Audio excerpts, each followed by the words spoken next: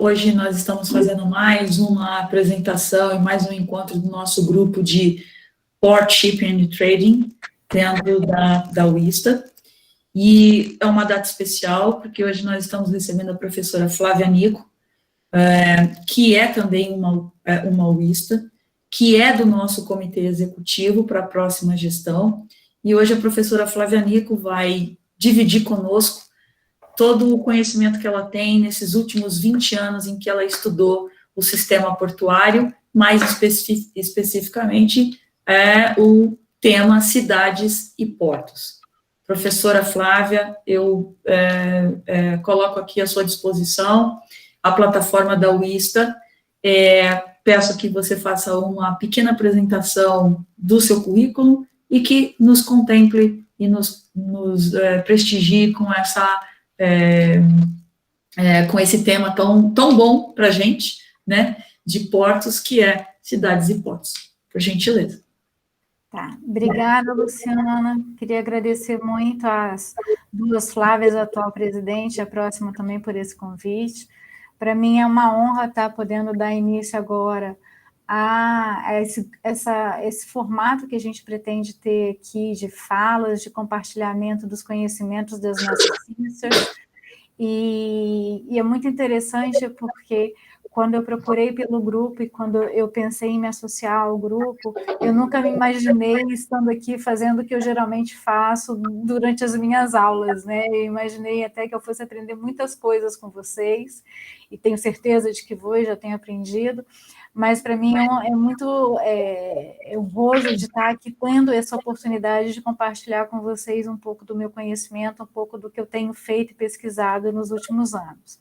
Eu sou professora já há 20 anos, fiquei durante muito tempo na mesma universidade, onde eu tive várias chances de desenvolver minha carreira, inclusive no ano de 2013, criar o Observatório Cidade Porto, que é um grupo, eu gosto de chamar de plataforma de conhecimento, porque é um grupo de pesquisadores das mais diferentes áreas, com alunos de mestrado e com alunos de graduação, com financiamento da Agência de Pesquisa do Espírito Santo, que é a FAPES, e a gente produz vários conhecimentos relacionados a cidades e portos, e a gente leva esses conhecimentos para as pessoas que não tem muito tempo para fazer pesquisas específicas sobre o assunto, ou que se interessam sobre o assunto, e principalmente até aquelas que nunca pensaram sobre o assunto e que são diretamente impactadas por ele, mas que não têm muita noção de que, de fato, existe um porto dentro da cidade e dos impactos que esse porto traz para o dia a dia e para a vida da cidade. O Observatório Cidade de Porto, então, tem sido a minha menina dos olhos nos últimos 7 anos, mas agora eu comecei a desenvolver um projeto novo que se chama iPorts, e eu vou falar um pouquinho sobre ele dentro dessa fala que eu vou compartilhar com vocês. Bom, eu queria agradecer também, em especial a Luciana, que teve essa iniciativa de coordenar o grupo, que é o GT, do qual eu faço parte, a qual estou ajudando ela e estou aprendendo muito com ela. E para mim é um prazer muito grande poder compartilhar com vocês e produzir com vocês um pouco do saber científico que a gente tem e de puxar vocês também um pouquinho para poder mostrar para o mundo que a gente tem muito conhecimento, que vai muito além do nosso dia a dia no trabalho e de que a gente ocupa espaços muito importantes e que a gente precisa ser lembrada e reconhecida pelo que a gente faz. Bom, eu sou economista de formação, eu gosto de falar que eu sou um terço com uma pitadinha. Eu sou um terço economista, um terço internacionalista, um terço socióloga, com a pitadinha de arquitetura, de arquiteta urbanista, muito mais para urbanista do que para arquiteta. E o que acabou me levando para essa trajetória bem multidisciplinar é que eu sempre me interessei por temas do global e local, como que o global, essas mudanças internacionais, elas impactam no local, e como que esse local, hoje em dia, tem sido cada vez mais importante para a gente mudar o mundo e fazer com que as coisas aconteçam da forma como a gente acha que poderia ser melhor. Dentro dessa trajetória acadêmica e profissional, eu acabei me especializando numa temática, que é a temática das cidades portuárias, E por uma grande surpresa minha, eu fui durante muito tempo uma passarinha sozinha que ficava batendo na porta dos portos e levantando essa bandeira na academia, mas para uma grande surpresa esse ano, eu já não sei nem quantos webinars eu fiz, e pessoas me pedindo para falar sobre esse assunto, e esse assunto tem ganhado a agenda, não só portuária, mas também fora do mundo portuário. E para mim está uma alegria poder compartilhar um pouquinho sobre isso aqui com vocês. E, de alguma forma, eu acho que é um bom ponto para a gente ter um ponto de partida aqui, né? Um bom ponto de começo para a gente fazer essas discussões, porque vocês estão, de alguma forma, relacionadas ao mundo marítimo portuário, e para algumas talvez já tenham pensado um pouco sobre a relação do que vocês fazem para além do dia a dia, talvez não tenham pensado, e eu acho que esse tema vai, de alguma forma, de repente, levar uma nova reflexão, pelo menos isso que eu espero, no dia a dia de vocês. Bom, eu encontrei uma plataforma Prezi, eu geralmente já gravei vídeos aqui, apresentações, mas é a primeira vez que eu vou fazer nesse formato de uma apresentação com vídeo, e eu espero que dê tudo certo com vocês. Vamos lá, então. Aqui está a trajetória que eu vou seguir, eu tenho esses 4 pontos que eu vou começar a trabalhar com você, e se tudo der certo, eu vou para o primeiro deles, deu certo. Bom, eu comecei ali falando, não sei se vocês tinham prestado atenção, mas eu coloquei ali 2 mundos, e a ideia dos 2 mundos é porque quando a gente fala de cidades portuárias ou de cidades e portos, muitas vezes a gente está falando de fato em 2 mundos diferentes. E o que eu tenho observado muito é que quando a gente fala de cidade, quem fala de cidade são aquelas pessoas que estão vinculadas a um universo acadêmico, e aí, sobretudo, os arquitetos e urbanistas. E essa foi uma das primeiras surpresas que eu tive, porque quando eu fui fazer o meu doutorado, a minha orientadora eu fiz na PUC de São Paulo, e a minha orientadora conhecia muito bem Vitória, eu sou de Vitória, no Espírito Santo, e ela então me falou: Flávia, por que você não estuda os portos?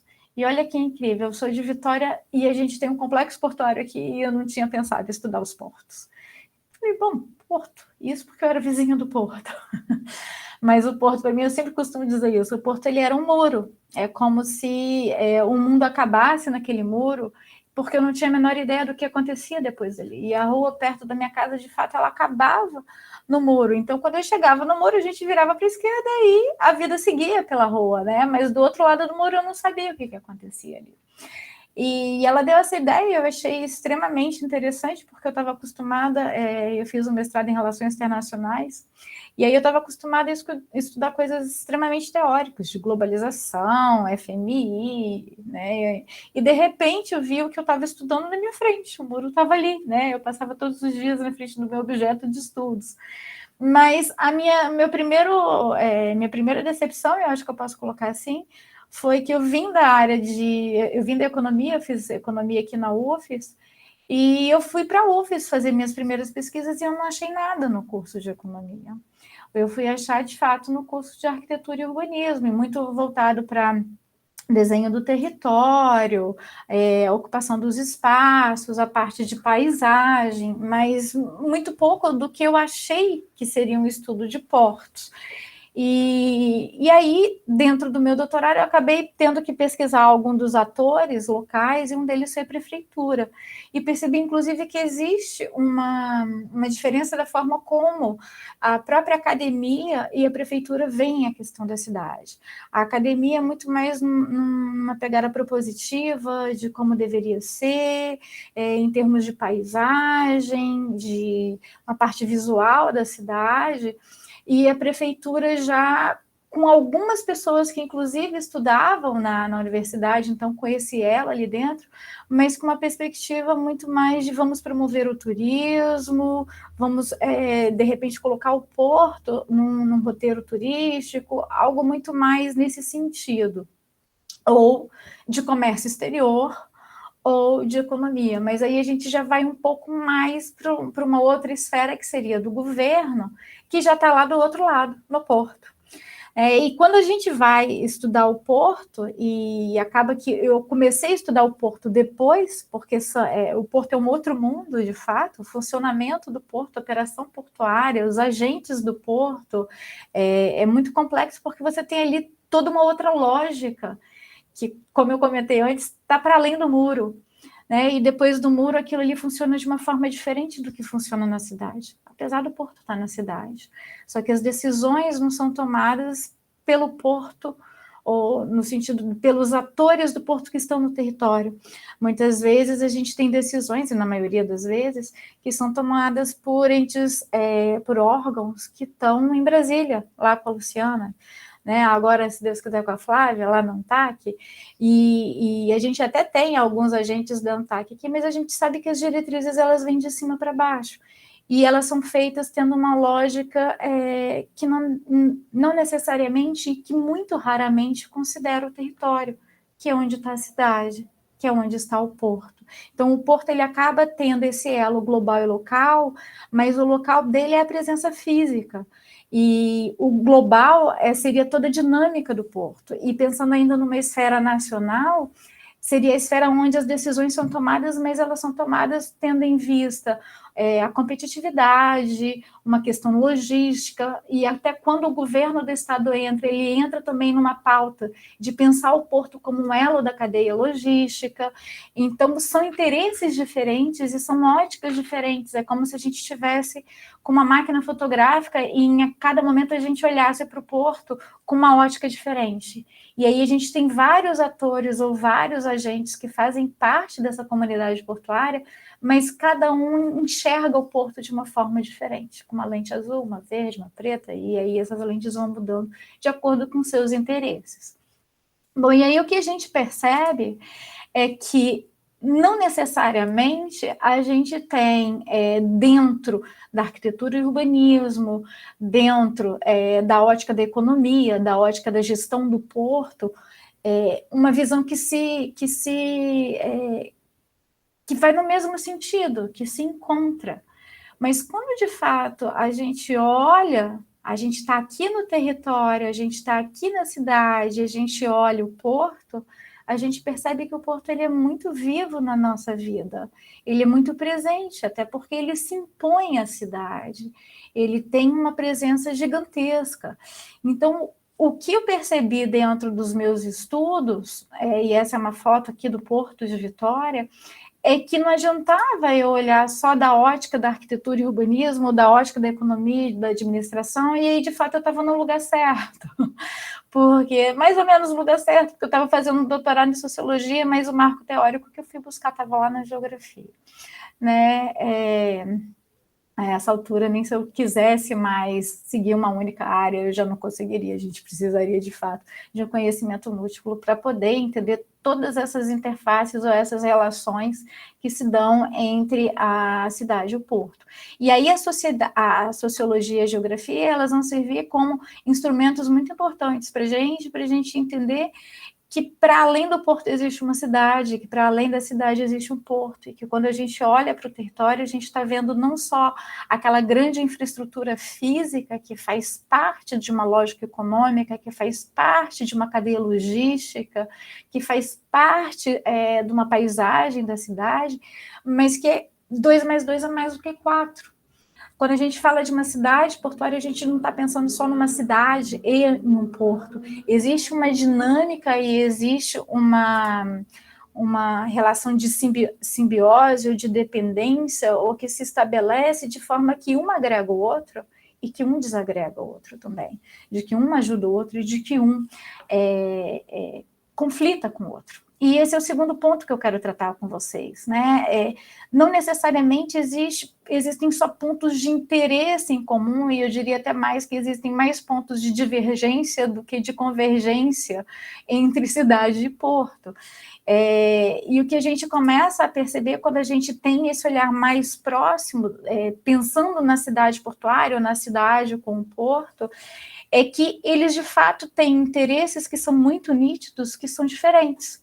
Então, a gente tem ali, por exemplo, por parte da cidade, se você conversar com um arquiteto urbanista, ele olha para os portos que existem no território e já começa a ver ali, não, esse porto aqui não tem mais condições de operar, e ele já deixou esse armazém aqui vazio, e esse armazém vazio ele pode virar um espaço para a cidade, um espaço de uso público, um espaço a ser convertido. E o que a gente viu nas experiências internacionais é que muitos desses espaços, sobretudo na Europa, começa, na verdade, nos Estados Unidos, em Baltimore, mas depois se alastra pela Europa e chega bem pouquinho aqui, seriam os projetos do Waterfront. Talvez vocês já tenham escutado falar, que são projetos de reconversão da área portuária para o uso da cidade, com muitas críticas, porque o que a gente acaba percebendo é que muitas vezes não é nem para o uso da cidade em si, mas é para o uso do interesse de um capital, que às vezes é um capital especulativo, e a gente vê isso muito presente no Porto Maravilha, e eu sei que tem muitas oysters que são do Rio de Janeiro. Uma grande crítica feita ao Porto Maravilha é que a população que vivia ali, que era habitante ali antes do projeto, ela passou por o que a gente chama dentro da arquitetura e urbanismo de um processo de gentrificação. O que é isso? É de requalificação daquele ambiente para, em termos de uma classe mais superior, né? Desculpa, mais superior, uma classe superior ou mais rica, e então aquelas pessoas elas são afastadas desse centro, que passa a ter um novo tipo de revitalização, um novo tipo de uso, e ao qual elas não pertencem e com o qual elas não se identificam. Então, elas são afastadas daquele lugar e, ao invés delas se aproveitarem da infraestrutura que chegou ali, dos benefícios que chegaram ali, elas, na verdade, são levadas a um outro lugar para que aquele lugar ali ele seja muito mais de usufruto de turistas que estão passando por ali, e não da própria comunidade que existia ali para os próprios cariocas, por exemplo. Quando a gente olha pela ótica do Porto, e isso é incrível, eu fiz recentemente 2 webinars para Porto Gente, e ali são portuárias muito das antigas, e eles quase compram briga falando, olha, primeiro veio o porto e depois veio a cidade, como se o porto ele chegasse em terra vazia, né? Como se chegasse ali e não existisse nada, e não é assim. O porto ele pode não ter a cidade desenvolvida da forma como ela foi, ou pode não ter aglomerações urbanas tão próximas ao porto, mas não faz sentido, ainda mais que a gente olhando para os portos urbanos brasileiros, que são portos muito antigos e que foram criados para dar lugar, por exemplo, o próprio Porto de Vitória. Vitória foi estabelecida na capital, onde ela é hoje, por uma questão de segurança, e por muito tempo, né, por séculos, a gente passou aí quase 3 séculos, sem acesso do mar, sem desenvolvimento do porto, porque a gente tinha uma função dentro da coroa de ser uma barreira à entrada dos corsários para o roubo do ouro. Então, a gente tinha aquela barreira verde, que infelizmente a gente não tem mais, e o porto, então, ele não podia ser desenvolvido, né, inclusive as estradas, nada disso, para que a mata permanecesse virgem e inibisse a entrada dos ladrões, dos piratas da época. E o porto organizado, então, ele só vai surgir aqui no século XX. Agora, falar que não existia civilização antes disso, lógico que existia.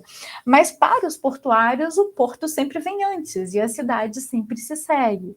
E se o porto vem antes, tudo é do porto. Essa ótica de que tudo é do porto, de que a cidade atrapalha o porto. E, de fato, a cidade muitas vezes atrapalha, porque qual é a lógica do gestor portuário? Ele quer mais eficiência. Como é que a gente traduz mais eficiência? Mais rapidez, menor custo. Mais rapidez com menor custo, a gente precisa, então, de estradas que funcionem. E a gente sabe que, muitas vezes, as saídas dos portos passam dentro da cidade. E a gente sabe que, muitas vezes, as cidades colocam barreiras aos horários dos portos. E aí o porto também, hoje em dia, está se falando muito de se criar plataformas logísticas para agregar valor ao porto. E essas plataformas logísticas, elas tanto se utilizam de recursos que vêm da cidade, mas também elas precisam de espaços da cidade. Muitas vezes os portos não têm retroáreas para crescer. A cidade, então, ela é um empecilho a esse porto. O que a gente observa, então, entre cidade e porto, é que por mais que eles criem conflitos, eles tenham conflitos entre eles, a gente tem uma barreira, ou a gente tem o que a gente chama de interface, que pode ser tanto física, como a presença do porto e a presença da cidade, os dois compartilhando de um mesmo território, mas também funcional. Existe uma dinâmica que é urbana e uma dinâmica que é portuária. A atividade do porto, ela se estende para bem mais além do que o porto. O trânsito de caminhões, por exemplo, de cargas dentro do território, ele vai bem mais além do que simplesmente aquela via anexa ou a portaria do porto. E aí eu trago para vocês, então, nessa nuvem de palavras que está aí abaixo, algumas dos impactos negativos que tanto o porto traz para a cidade, quanto a cidade também traz para o porto, porque a verdade é que os dois, um atrapalham o outro. As barreiras físicas, né? A gente passa a ter, por exemplo, os containers. E os containers, muitas vezes, a gente não tem mais a retroárea dentro do porto, a gente tem uma retroárea que fica longe do porto e para a cidade, então aquilo ali vira um paredão. É um paredão de container que atrapalha a vista da cidade. Ou a gente tem os armazéns que são abandonados dentro da cidade. E que aqueles lugares ali são lugares que passam, então, a serem lugares mal cuidados, lugares que atraem, viram lugar de violência, ou de mendigos, ou lugares mais perigosos, as filas de caminhões que ficam dentro das cidades, a cidade que vai crescendo e que invade uma retroárea que era guardada pelo porto, ou a cidade que baixa um decreto que impede o porto de movimentar material granulado em determinadas áreas, porque faz poeira para a cidade. Então, a gente tem vários impactos negativos, tanto do porto sobre a cidade, quanto da cidade sobre o porto. Eu trago aqui algumas imagens, são imagens aqui de Vitória. A gente tem aqui, vocês vejam que essa é a única avenida, que é a Avenida Capuaba, que é a avenida de escoamento do Porto de Vitória. Ela passa dentro de um bairro que se chama Ilha das Flores, que é um bairro extremamente carente. Percebam que não tem um calçamento, a gente tem um trânsito de bicicletas aqui na própria rodovia, o caminhão indo para o porto, trânsito de veículos da cidade, e é muito normal também a gente acompanhar aí crianças brincando aqui no mesmo lugar onde passa o trânsito de caminhão. Essa é uma imagem aérea do Porto de Vitória, e vocês podem perceber aqui que o porto não tem para onde crescer, né? Essa é a Baía de Vitória. Desse lado aqui, onde está esse cais maior aqui que vocês estão vendo, é o lado de Vila Velha. Percebam que tem um gramadinho aí na parte de cima, e isso é um morro, né, o Morro do Aribiri, e parte desse morro aqui pertence à Aquadesa, a Autoridade Portuária do Porto de Vitória. E o que a gente vê aí é uma invasão da cidade que foi descendo na área portuária, e o porto que não conseguiu conter essa invasão. Do outro lado da Bahia, né, onde tem lá, não sei se vocês conseguem ver aí, mais para o lado leste, lá para cima, a gente tem já o centro da capital, um navio estacionado, né, bem ao largo de uma das principais avenidas da cidade, que é uma avenida que liga alguns dos municípios da região metropolitana, e a gente tem aí um problema para o porto, que é a saída de mercadorias, e um problema para a cidade também, que perdeu seu acesso para o mar. Então, essas são duas imagens que dá para a gente ver bem essas interfaces entre cidade e porto.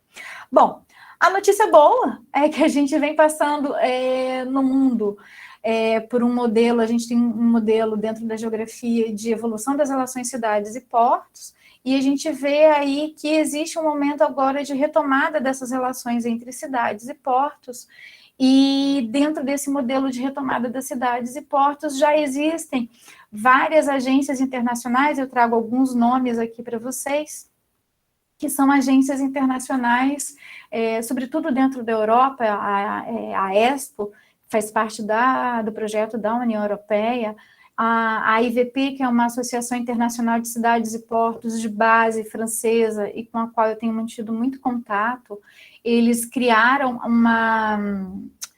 um manual de boas práticas, um guia de boas práticas, mostrando como que as cidades e os portos eles podem implementar os objetivos de desenvolvimento sustentável do milênio, avançando nessas relações de uma forma positiva entre as cidades e os portos. Outras agências americanas aí também que têm buscado formas de uma boa relação cidade-porto. Então, eles tentam, o que essas agências tentam fazer é intermediar as relações entre portos e cidades, muitas vezes partindo até a IAPH mais em cima dos portos, a IVP uma pegada muito mais voltada para cidades, e a Expo com muitas diretrizes, com muitas recomendações. Então, cada uma atua numa vertente mais específica, mas tentando, de certa forma, criar orientações ou diretrizes de como que os portos e as cidades podem ter boas relações positivas, avançarem nessas relações positivas. E aí isso chega no Brasil de uma forma ainda muito tímida, mas eu tenho muita esperança de que isso vai evoluir num curto prazo, porque a gente está passando por o que eu chamaria de um terceiro momento da reforma portuária aqui no Brasil, e nesse terceiro momento a gente está num debate atual de desestatização dos portos, e o que tem sido sinalizado é de que os portos tendem a ser gerenciados por investimentos estrangeiros, por investimentos não, por agências estrangeiras, né, administrações de fora, com uma visão mais competitiva, mais gerencial, e o que eu vejo de positivo nisso é porque, em geral, a iniciativa privada ela é mais cobrada do que a iniciativa pública em relação à adoção de medidas de sustentabilidade. Não quero entrar aqui em mérito de ser melhor o público ou ser melhor o privado, porque a gente entraria numa questão ideológica, mas pensando em termos de avançar na relação cidade-porto, isso é algo que foi muito pouco feito no Brasil e que talvez essa mudança abra para a gente alguma possibilidade. O que a gente tem aí de muito importante é o IDA da ANTAC. Recentemente, junto de dois colegas, a Cássia Galvão e o Léo Robles, a gente fez um estudo sobre o IDA e a gente identificou que não existe nada dentro do IDA que promova essa relação cidade-porto de forma direta, só indireta, mas o IDA ele vem sendo um divisor de águas dentro dos portos ou das gestões portuárias, porque eles começam a pensar sobre sustentabilidade de uma forma mais como um elemento de competição, como um elemento estratégico, como um elemento de diferenciação. Então, o IDA é o que a gente tem aqui no Brasil e por isso ele se mostra como algo importante para a gente. E, de uma forma mais genérica, desde o internacional, também no nacional, a gente fala do ESG, e a gente sabe aí que muita ênfase vem sendo dada ao item G, né, o governance, e o que a gente tem percebido agora é que as empresas têm percebido que precisa de um foco maior no ES, né, no environmental e no social, para que, de fato, o governance aconteça da forma como ele tem que ser. E quando a gente fala do environmental e do social, a gente precisa, então, repensar a relação do porto com o território, repensar o porto como um ativo do território, como algo que está no lugar e não só como um elo da cadeia logística ou como um elemento fundamental para a promoção do comércio exterior ou para objetivos que estão em níveis muito macros, mas sim como algo que se realiza na esfera do local. E aí a gente tem, então, essa questão da sustentabilidade, ela entrando dentro como um elemento estratégico do governance desses vários portos que passam, então, de alguma forma, a ter em vista ou ter na sua agenda a relação do porto com a comunidade. E aí, para a gente finalizar aqui essa apresentação que eu tenho com vocês, eu queria apresentar um pouquinho do projeto que eu estou desenvolvendo agora, que se chama iPorts, que é um projeto onde a gente visa justamente mostrar aos portos de que eles podem sim ter mais eficiência olhando para a cidade, como pela geração de valor compartilhado. A nossa proposta é mostrar para os portos que eles podem ser mais competitivos na medida em que eles se integrarem mais à comunidade portuária, ao lugar onde eles estão inseridos. E a gente parte de uma visão muito simples, mas que muitas vezes, quando a gente conversa com os portuários, eles esquecem, porque eles estão pensando muito em eficiência logística, em termos de operação, em termos de infraestrutura, em termos de conexão, esquecendo que é necessário uma mão de obra muito bem qualificada, e o que a gente vê muitas vezes é que a gente não tem uma mão de obra qualificada no ambiente local. É que a gente precisa de uma supply chain management que funcione, e que para a gente fazer essas ligações, a gente precisa criar uma rede de confiabilidade, uma relação de confiança que se estabelece no território, com os fornecedores, com as diferentes entes que participam de todo esse sistema, toda essa comunidade portuária, envolvendo aí não só aqueles que estão dentro do CAP, que é o Conselho da Autoridade Portuária, mas também associações de moradores, os trabalhadores, os comerciantes, a prefeitura, a universidade, todos os outros atores que precisam fazer parte dessa cadeia logística e que muitas vezes são deixados de lado porque eles não são vistos como parte da comunidade portuária. Como se a comunidade portuária, na visão do porto até agora, fosse uma comunidade portuária extremamente econômica ou daqueles atores que participam diretamente. E a proposta que a gente tem é de mostrar para os portos de que, olha, essa comunidade portuária ela precisa levar em conta os agentes que fazem parte de uma forma indireta também, porque são eles que vão ajudar o porto a, de fato, ter o diferencial. Além do que, e aí essa é a proposta, a gente mostrar para esses portos, a gente trabalhar com os portos dentro dessa ideia não só... aqui eu deveria ter colocado a comunidade aqui em cima, né, da ideia da cidade e do porto separadamente, mas mostrar que a cidade ela é uma comunidade, e aí eu estou pensando em comerciantes, em moradores, em setor público. Muitas vezes, quando eu falo setor público, as pessoas escutam prefeitura, né? Quando eu falo, a cidade é a prefeitura. Não, a cidade é muito mais do que a prefeitura. A cidade, ela é a comunidade, as pessoas que vivem na cidade, a cidade, ela é a universidade ou a academia, a cidade, ela tem vida, né? Ela é um conjunto disso tudo. E aí, para a gente ter uma governança portuária, uma relação cidade-porto, é importante que esses quatro lados, eles criem um diálogo entre eles. E o que a gente sabe é que, apesar deles terem interesses divergentes, eles têm muitos interesses e problemas comuns. Mas não existe hoje uma esfera ou uma oportunidade ou até uma cultura de diálogo entre esses quatro atores aqui, pelo menos. E a proposta, então, é de mostrar que, para o porto, e a gente tenta partir do porto, mostrar que é possível a gente adotar esses small steps, né, para um sistema de governança portuária, ou a gente avançar um pouco para se estabelecer o diálogo entre esses atores, e a proposta é de que a gente comece a fazer isso a partir dos portos. Por que a partir dos portos? A gente sabe que muito se espera do setor público, muito se espera da prefeitura.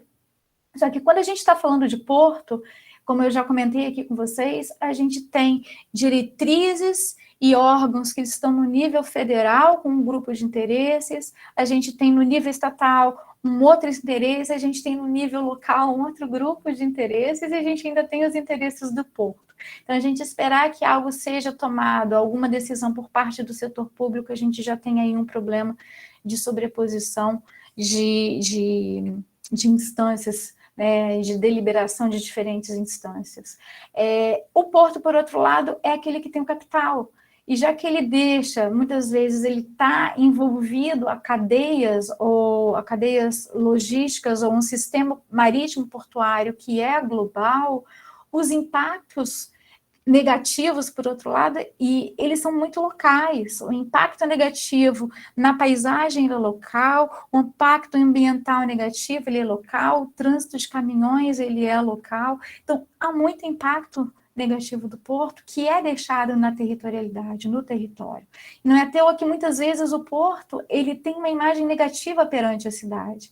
Então é uma oportunidade para o porto se reposicionar. Eu não estou falando aqui de um greenwashing, eu estou falando aqui de fato do porto se reposicionar junto da comunidade, porque ele pode perceber que ele pode ganhar da comunidade. Naquele caso da imagem que eu mostrei para vocês, da Avenida Capoaba, sempre que a comunidade quer alguma coisa, ainda que não seja direcionado ou vinculado ao porto, ela fecha aquela avenida.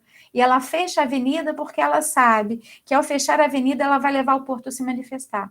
Se ela tiver no porto um parceiro, ela pode então usar o porto para que o porto seja, né, relações institucionais dessa comunidade, que esse porto ele defenda interesses da comunidade e que construa com a comunidade uma relação de parceria. E é uma oportunidade também para o Porto, que está cada vez mais precisando desses certificados internacionais e de investimentos internacionais, de fato implementar ações de sustentabilidade no território, que vai tanto gerar progresso para a cidade e que vai também gerar mais competitividade para os portos. E aí a gente apresenta, então, esse projeto Importa, que é o nome do projeto que a gente deu, que é um projeto para que o porto ele se engaje com a comunidade e que engaje os profissionais do porto também com a cidade. E a gente faz isso propondo programas, projetos e treinamentos, são aspectos que a gente ainda está desenvolvendo. E a gente tem como 2 princípios básicos, que a gente quer promover o uso dessas relações a partir das novas tecnologias que fazem parte da 4ª Revolução Industrial. Por quê? Porque a gente vê que muitas vezes o porto ele está ali usando um transtainer, um equipamento super moderno, e você tem pessoas da comunidade que precisam de emprego, mas não sabem usar um aplicativo, um smartphone, e a gente pode, então, fazer com que essa comunidade ela se aproxime desse mundo tão tecnológico e tão moderno do porto, dando acesso a ele também, essas novas tecnologias. E a partir da implementação dos Objetivos de Desenvolvimento Sustentável da Agenda 2030. Bom, isso faz parte da ideia, né, desse projeto.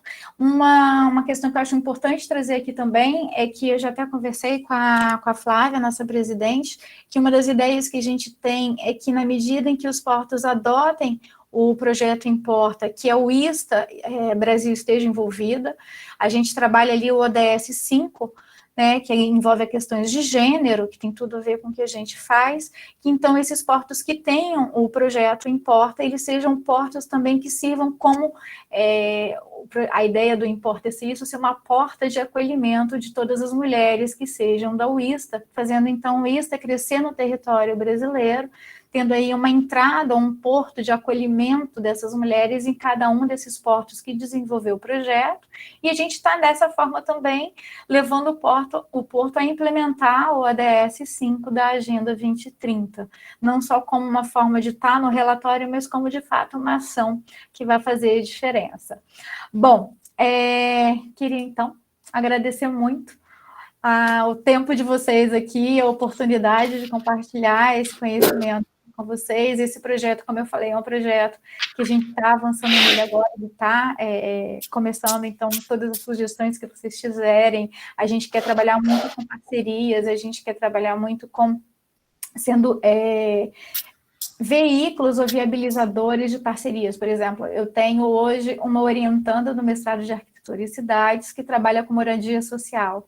Então, a gente já está acessando algumas ONGs e algumas empresas mesmo que trabalham com moradia social, porque na medida que um porto tiver interesse em trabalhar com o ODS 11, que é o ODS que se trabalha com desenvolvimento de cidades, a gente possa fazer essa intermediação com essas empresas para poder fazer projetos junto da comunidade. Dessa forma, se vocês tiverem algum outro projeto, alguma outra ideia, também já estou conversando com a Luciana, né, Luciana Guerise, para as comunidades e os portos que tiverem interesse em trabalhar com educação infantil. A gente tem aí o projeto da Luciana, que é um aplicativo de game, que a gente mantém isso, é muito legal, porque a gente mantém e cria nem certo falar criar, né? Seria um pouco de recuperar, de resgatar a identidade portuária que está sendo cada vez mais perdida, cada vez mais esquecida nos territórios. E aí a gente já começar desde a primeira infância, desde lá da infância com as crianças e com os jovens, mostrando para eles qual a importância daquele porto ali na vida dele, mostrando para ele perspectivas de emprego e até porque que de repente aquele paredão de container é algo que ele pode aceitar, porque ele vai ter outros benefícios, ele percebe o benefício do porto no território, não só o negativo. Bom, obrigada a todo mundo por esse tempo, obrigada, Wista, pela oportunidade, e só para repetir, foi um prazer meu também aqui participar desse momento, inaugurando essa série de encontros que eu espero que seja só o primeiro para a gente ir compartilhando nossos saberes. Não se despede ainda não, porque quem tem que agradecer a essa apresentação somos nós, né? Sensacional. Sou suspeita para falar, porque é um assunto que eu tenho verdadeira paixão. Eu tenho uma pergunta para fazer para você, e depois eu deixo aberto uma pergunta para quem quiser fazer, mas como é que você, quais seria o interesse de um terminal portuário, seja do capital privado ou da própria autoridade portuária,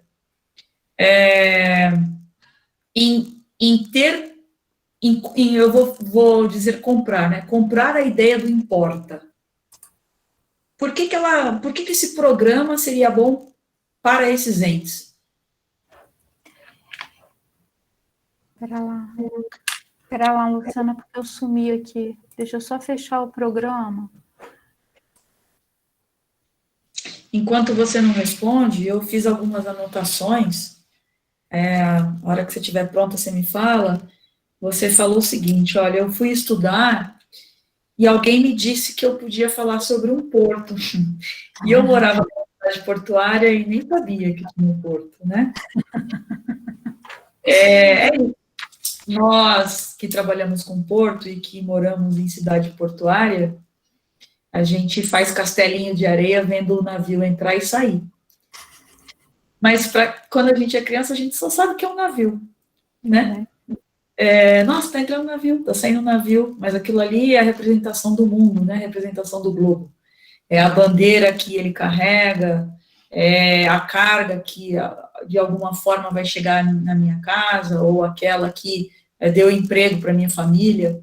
A gente não tem essa noção, porque justamente a gente não tem essa troca de experiência com o caiçara, né? Uhum. Estamos falando de cidade portuária, a gente não tem essa troca de experiência. Mas você está pronta? Sim. A minha pergunta, então, foi essa. Por que esse capital privado, ou essa autoridade portuária, se interessaria pelo importa? Pois é um grande desafio mesmo, porque eu acho que vai depender muito, Luciana, de quem estiver à frente do porto. Porque se a gente tiver gestores portuários que entendam só a gestão do porto ainda como infraestrutura, como logística, como algo muito limitado ao dia a dia do porto, ele não consegue perceber a cidade ou o território como uma vantagem competitiva. Agora, os gestores que são mais antenados, que já estão percebendo o que vem acontecendo na Europa e que percebem que eles precisam se reposicionar, porque senão, de fato, eles vão ser excluídos desse novo sistema marítimo internacional, eles percebem que a adoção da sustentabilidade, a adoção de medidas sustentáveis, e aí você precisa necessariamente passar pela relação com a cidade, isso é uma oportunidade para eles. Então, vai depender muito de quem estiver à frente do porto. Um gestor portuário que entender o porto, continuar entendendo o porto como simplesmente um elo logístico ou como uma grande infraestrutura, pensando em termos brutos e de navio e cais, ele não vai entender o que é o airports. Ele não vai entender o que é um produto importa, porque para ele não importa. Para de fato um gestor portuário que entenda que ele não está só fazendo mais um PDZ, né, um plano de desenvolvimento e zoneamento, e ali colocando um item lá, 3 ponto alguma coisa, cidade Porto, escrevendo que deu um curso de 5 dias há 10 anos atrás, ou que deu um monte de camiseta para o time de futebol do bairro, que é vizinho dele, e que com isso ele fez sustentabilidade, se ele perceber que sustentabilidade de fato não é isso, ele vai perceber que ele precisa de um projeto que o ajude a implementar a sustentabilidade de uma forma muito mais pragmática, permanente, e que isso vai desenvolver um novo reposicionamento do porto no território. Então, é para esse gestor portuário que a gente está trabalhando, para aquele que tenha algo mais já humanizado e que percebe que, se não for por uma questão humana, for de fato por uma questão gerencial, que a sustentabilidade é algo que ele precisa fazer para ele reposicionar o porto, tanto no território quanto nas cadeias globais. Então, é para esse cara aí. E em relação a essa questão que você falou do porto, é incrível, né? Porque eu passei a minha infância na frente do porto, e para mim, quando eu precisei ir para São Paulo para enxergar meu porto, né? E porque, de fato, o porto ele está de costas para a cidade. E, assim, eu conheço várias pessoas que trabalham no porto, das mais diferentes formações, desde o advogado ao operador, a pessoa concursada que está ali dentro, o funcionário do porto de muito tempo, e eu falava assim, eu quero participar de uma reunião do CAP, e eu quero participar como ouvinte. Você já está rindo, né? São 20 anos no porto. Eu queria escutar, porque eu estava fazendo uma pesquisa acadêmica, eu nunca consegui.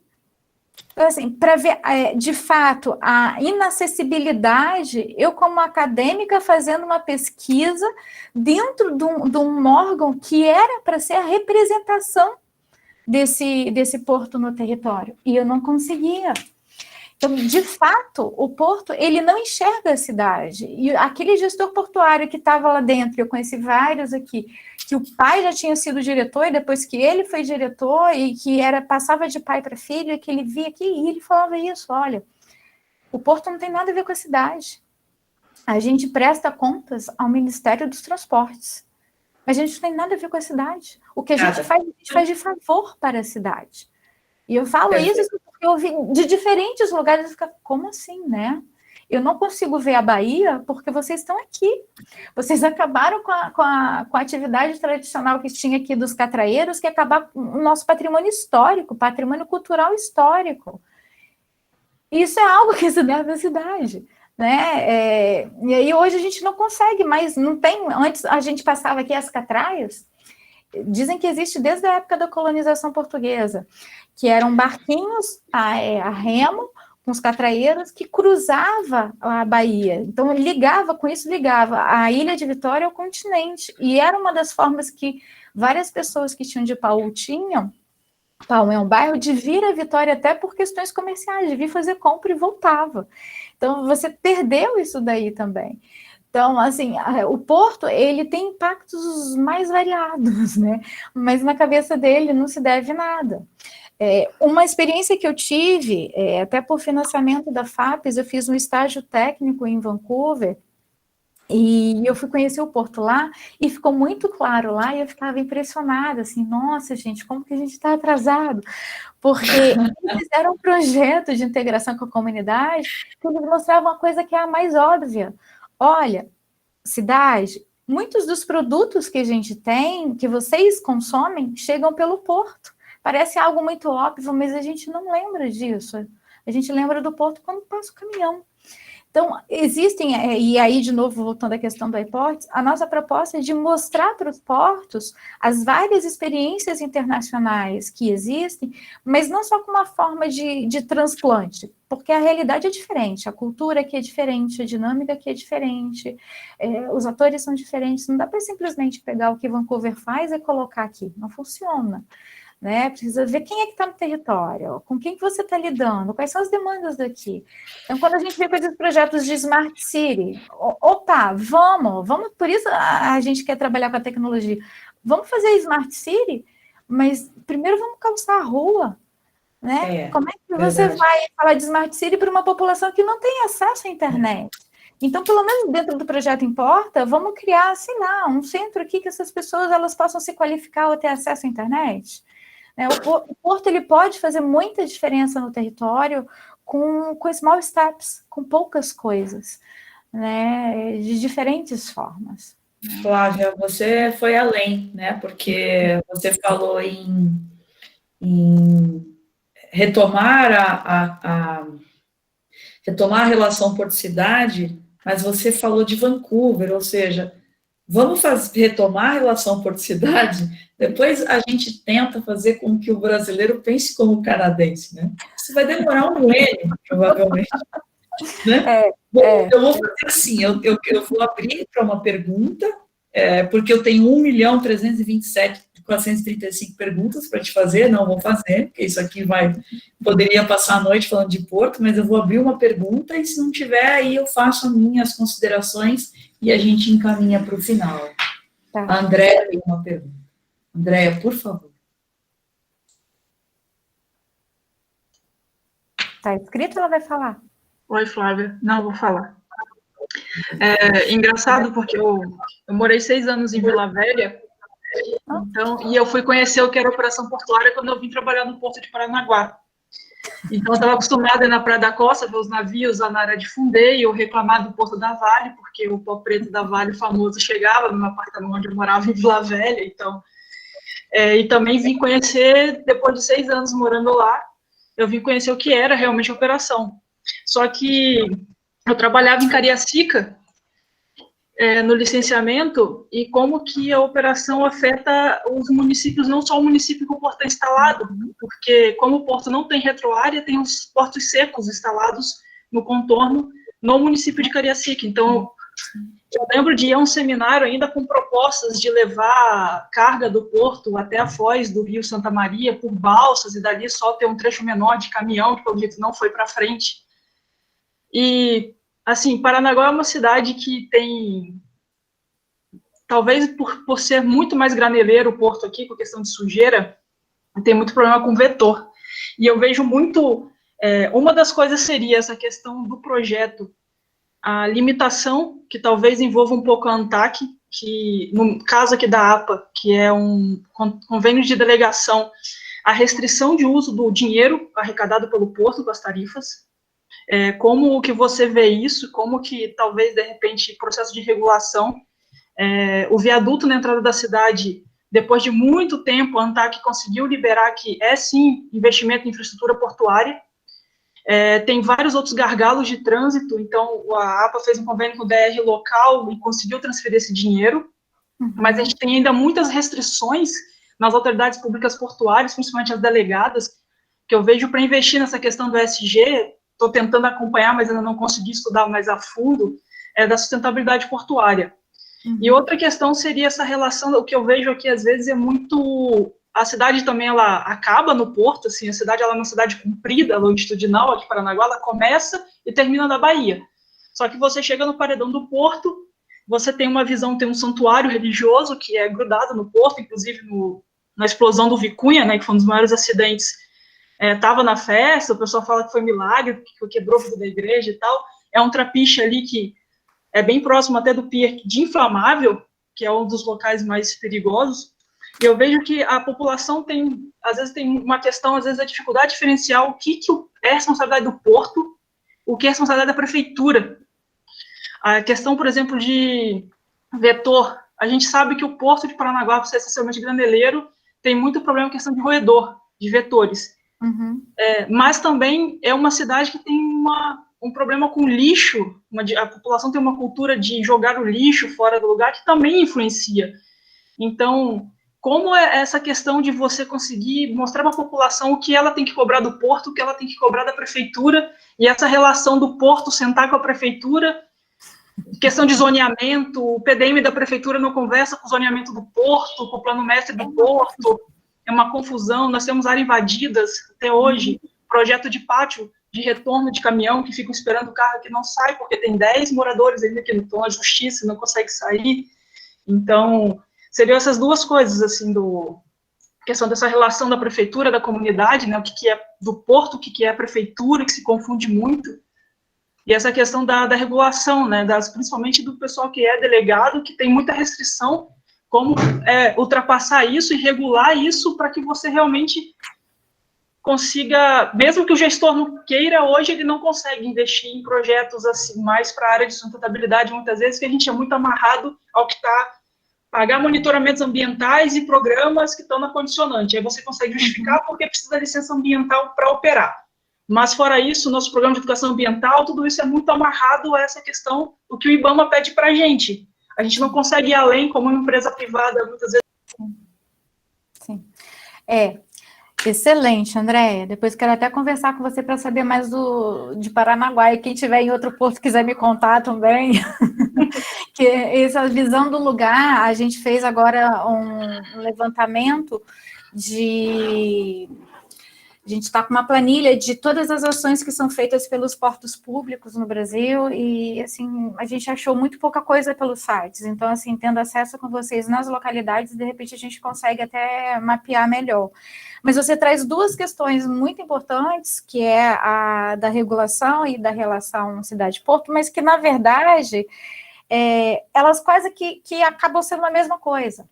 Porque a gente tem tantos atores ou tantas agentes diferentes que fazem parte dessa dinâmica da relação com cidade e porto, que é muito difícil para o porto. Eu lembro disso muito nítido quando eu estava no meu doutorado entrevistando um representante do porto, e ele falou, eu tenho que dar satisfação para tanta gente, e eu tenho que lidar com tanta gente, né? É quase que a burocracia consumia ele. Muitas vezes você tem... pelo que eu entendi, você trabalha com sustentabilidade, né? Mais ou menos, mais com meio ambiente, gestão ambiental. Porque você tem que dar, às vezes, as mesmas satisfações para o IBAMA e para o órgão de fiscalização estadual, e muitas vezes esses dois órgãos, eles não se entendem, né? E a certa altura a gente também tinha alguns problemas de sobreposição até da ANTAC com a CEP, e a gente tem sobreposição de leis, enfim, são tantas legislações, e são tantos atores, e é tanta gente envolvida, que acaba que muitas vezes o porto ele fica ocupado, e você acaba falando um pouco disso aí, ele acaba ficando muito ocupado em tendo que responder ou reagir àquilo que ele é incitado. Eu tenho que fazer o que o IBAMA pede, eu tenho que fazer o que não sei quem pede. Então você não consegue nem ter fôlego ou ter chance de fazer o que você precisa de fato fazer. No caso específico da regulação, a gente tem um problema muito sério dentro dos portos públicos, porque não existe, teve algumas gestões passadas, eu cheguei a conversar com o Maurício, que me parecia que tinha alguma visão de relação cidade-porto, mas se você entra no ministério, se você entra na decomposição ali do que eles fazem, não tem, é algo que passa muito, muito batido, e se isso passa muito batido, é lógico que na hora que você vai ter a regulação, isso não vai entrar, não faz parte da prioridade. Essa visão do governo, sobretudo do governo federal, ela entra muito mais do porto como um meio econômico, dependendo do governo, ou como um meio logístico e estratégico territorial, né? Então, depende muito do governo. Se você fosse pegar lá governo Collor, você tinha ali os portos atendendo a uma estratégia econômica. Se você tem agora no governo, parece que ele está muito dentro de um projeto neoliberalizante de vamos privatizar tudo porque a gente precisa de verba. Como se o porto também não fizesse parte de um projeto do sistema portuário marítimo nacional. E com isso eu entendo que essas regulações elas vão se sobrepondo sem que elas de fato dialoguem e que sem de fato a gente consiga aí chegar no ponto que a gente queria, ou que a gente precisaria de pensar de fato, tá bom, como que a gente vai implementar a sustentabilidade? Porque aí é como se essas próprias regulamentações elas chegassem no ponto de que, olha, a gente acaba induzindo o porto a fazer isso de uma forma... para inglês ver, como a gente fala, né? Você introduz ali no relatório, mas de fato você não tem condições de implementar aquilo ali. Por outro lado, essa outra questão que você traz aí da relação, o que é do porto, o que é da cidade, isso é geral, né? E isso faz muito parte dessa lógica, meio que a gente tem da nossa cultura, e deixar meu lado sociólogo falar, de uma cultura brasileira de que o que é público não é de ninguém. né, que é o caso também da história que você fala aí do lixo. Então, assim, do que não interessa, ou que o porto não entende como sendo parte da eficiência portuária, ele vai dizer que não diz respeito a ele, e que não faz parte de algum projeto, de algum interesse da cidade, ela vai jogar para o porto, né, como se existisse uma área, algumas questões que ficam aí no limbo, que não é do interesse de ninguém. E aí, como é que você sai disso? Você sai disso se a gente conseguir, de fato, recuperar a identidade portuária. Se a gente se entende como uma cidade portuária ou uma cidade que precisa do porto e que o porto é entendido como algo positivo, a cidade ela vai querer cuidar do porto. Se o porto ele entende que essa cidade é importante para ele e agrega valor a ele, ela vai querer dialogar com a cidade. Então, o que a gente entende é que isso passa muito por uma recuperação de uma identidade portuária que provavelmente já existiu, mas que hoje se perdeu. E aí você chega e você já percebe que hoje isso é muito difícil porque não existe um sistema de governança portuária. Lá em Vancouver, para retomar o caso, a gente tinha ali um sistema de governança da região metropolitana. E você morou aqui em Vitória, você sabe que Cariacica não conversa com Vila Velha, que não conversa com Vitória. E os prefeitos não conversam, porque eles competem, porque eles são de partidos diferentes e porque eles têm uma agenda política que é diferente. E aí a gente tem aí um PDUI, um plano de desenvolvimento urbano integrado, que deveria ser um plano de desenvolvimento da região metropolitana, porque o porto ele não diz respeito só a Vila Velha ou só a Vitória, mas a atividade portuária ela vai por toda a região metropolitana, mas é mais um plano que é lindo, mas que não se efetiva. Né? E aí a gente tem um problema de governança portuária de fato, que assim... Era o que eu queria fazer como um sonho, né? Criar espaços de governança, espaços para diálogo, colocar essas pessoas para conversarem, porque no final das contas os problemas são comuns. Muitos dos problemas da cidade são problemas do porto, do problema do porto são da cidade, né? Mas eu proponho isso, eu queria salvar o mundo. E aí eu acho que a gente vai fazendo isso devagarinho, né? Tentando, olha, de novo, nos small steps, de repente numa federação da indústria, né? Ou num encontro, aí a gente vai lançando num webinar, né? Eu não perco a chance de deixar uma mensagem, porque eu acho que, de repente, qualquer pessoa em qualquer empresa, com qualquer negócio, já pode agora, olha, de repente, no seu dia a dia, você vai olhar para a cidade de uma forma diferente, ou olhar para o porto de uma forma diferente. Então, esse resgatar a identidade portuária, dessa governança portuária, eu acho que é algo que a gente vai construindo. Que passa muito, de novo, lá pela aquela pergunta da Luciana, só para finalizar. A partir do momento em que a gente entender que essa questão da sustentabilidade não é a moda, não é uma palavra da moda, que já nem é mais, não é só um certificado que a gente tem que ter para a gente poder conseguir investimento, mas que, de fato, isso é importante para a gente se transformar como sociedade e a gente, de fato, se engajar no território de uma forma proativa, de uma forma transformadora. A gente não vai fazer isso porque tem que fazer, a gente vai fazer isso porque a gente pode fazer, porque a gente quer fazer. Eu acho que a transformação vem por aí. Eu Professora, falo não, você fala de menos, isso aqui era uma aula para um dia só, um dia, no próximo encontro da UISTA, que vai ser num dia inteiro, provavelmente no final de semana inteiro, né, porque está tanto tempo sem se encontrar, né, quando encontrar vai ser um dia inteiro de conversa sobre porto, sobre shipping, sobre trading. Mas eu não querendo usar trocadilho, mas indo no lastro de uma pergunta que aconteceu aqui, que foi da Maiara Abreu, sobre um porto novo, um projeto que tem no Maranhão, né? Opa, peraí, tem algumas... Bom, enfim, mas ela falou sobre um porto novo. Esse projeto, eu não sei como é que ele foi discutido lá, no Maranhão, muito provavelmente teve audiência pública, porque é assim que se obtém licenças ambientais, mas, além disso, nós temos aí um tema em que você falou sobre desestatização dos portos, né? Codesa, Codesp, Porto de São Sebastião e também o Porto de Itajaí. Esses dois assuntos, tanto o projeto novo como a desestatização, são projetos que deveriam ser decididos ou conversados com a comunidade. Com o Caiçara. Né? Mas me perguntaram. A decisão está aqui, o estudo está no BNDES, porque quando você influencia a comunidade, você não perde, você ganha, né? É o contrário. Já que você tocou no assunto sobre o meu projeto de gamificação e uma interação com o infanto-juvenil, é porque a gente tem que fazer a educação de base. No meu estudo, eu estudei 11 autoridades portuárias e 11 grandes terminais no Brasil. Dessas 22 entidades, 3 fazem projeto para a educação relacionado à interação institucional do porto, do terminal com a cidade, da operação com a cidade. Uma autoridade portuária de Paranaguá, que tem um projeto chamado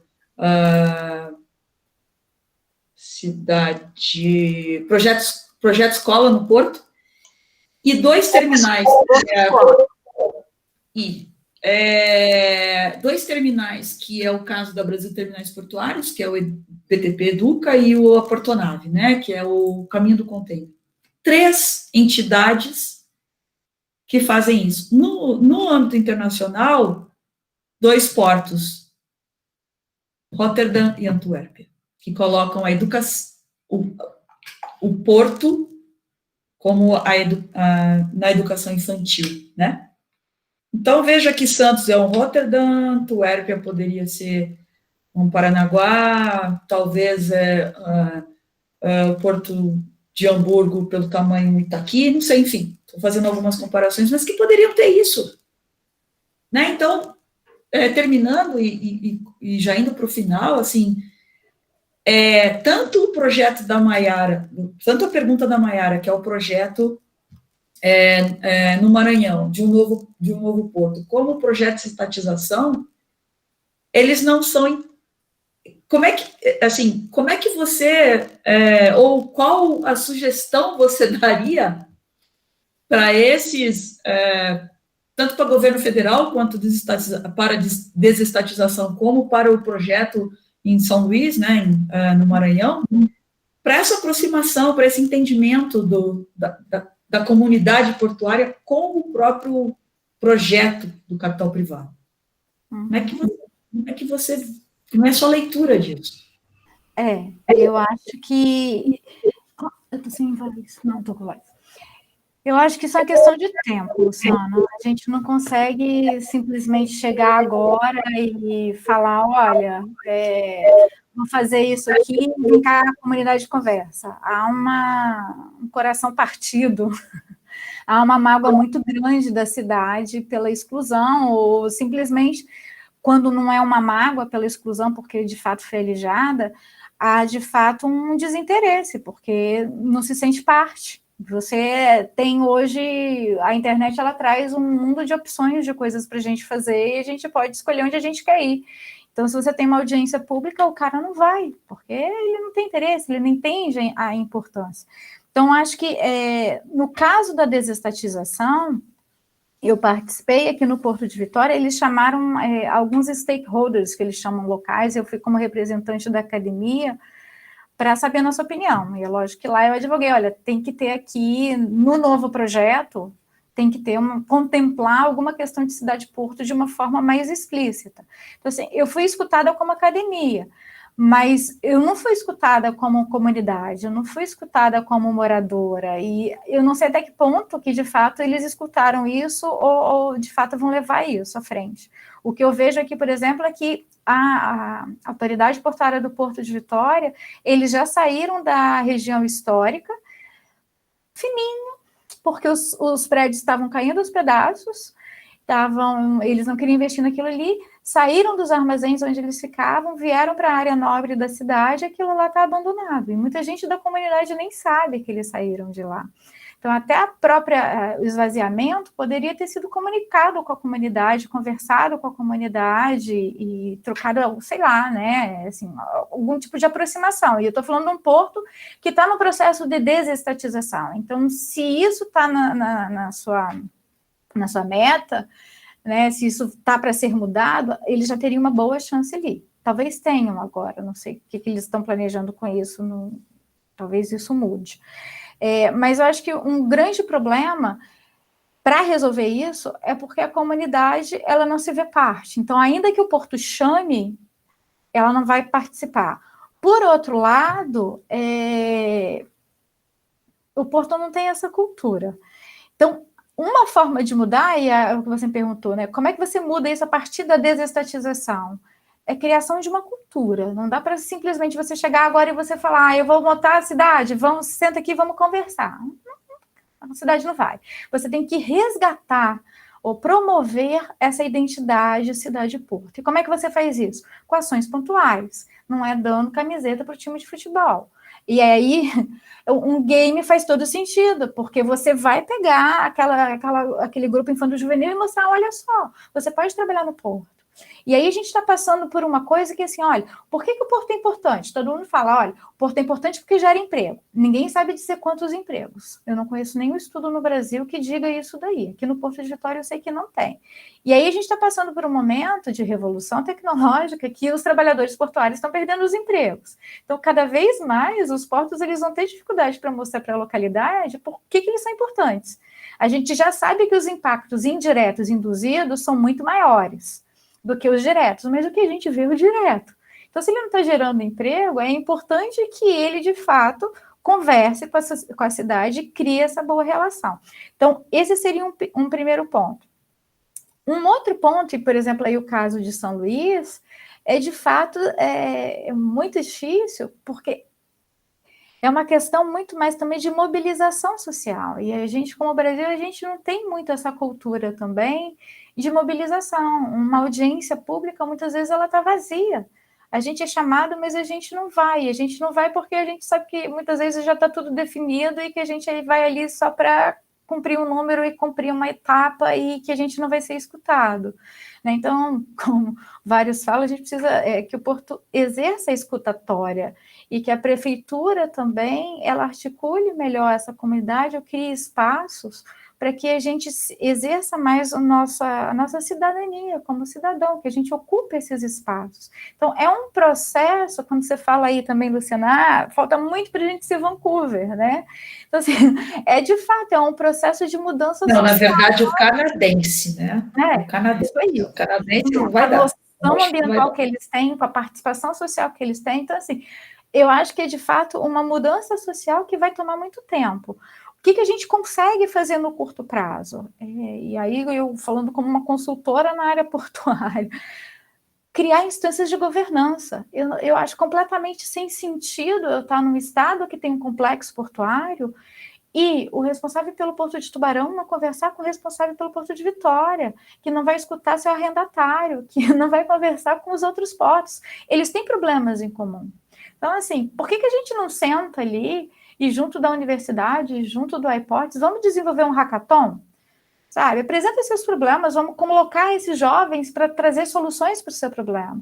Vamos sentar junto da Findes, vamos criar uma câmara de governança portuária e colocar essas pessoas para conversar e chamar. Precisa de alguém ter essa iniciativa de chamar.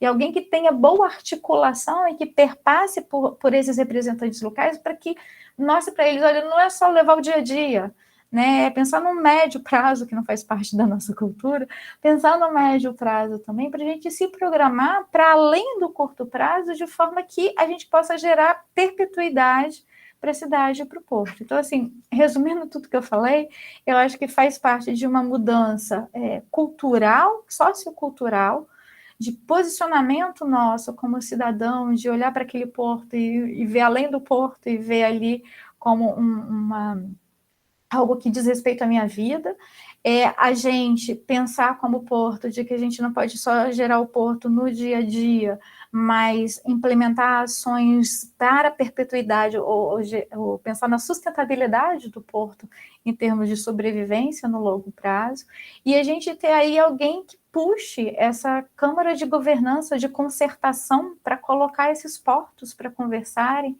com os atores da cidade, resgatando ou mantendo ou promovendo essa identidade portuária. Porque é só quando a gente se sentir parte, né, pertencer, se gerar esse pertencimento, o porto ele vai ter a licença para operar, né, o License to Operate, né, ele vai ter a licença da comunidade e a comunidade ela vai sentir parte daquilo ali. E para a gente ter isso daí não vai ser de uma hora para outra, é algo a ser construído de fato aí para anos à frente, né? Mas que eu acho que seria fenomenal se a gente conseguisse ter, e eu acho que no Brasil, que então, ainda pouco, né?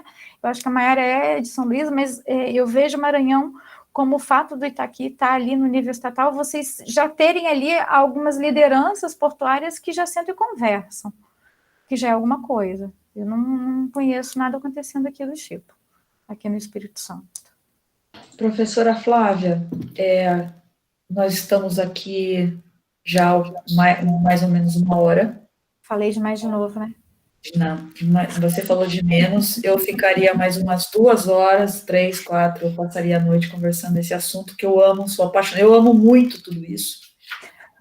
São 20 anos dedicados, são 20 anos que eu passei, assim, eu brinco que eu tomei dessa cachaça e não quero largar dela de jeito nenhum, só melhorar, né, a qualidade da bebida.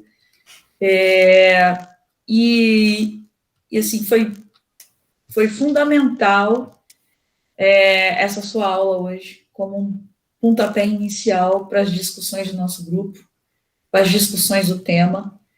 Certamente vão abrir outras frentes de discussão, e eu, infelizmente, vou ter que agradecer de novo, né, pela sua aula, e já partir para o final, e vou escutar aqui as suas últimas palavras, a sua despedida do ano também, né, do grupo da UFRJ.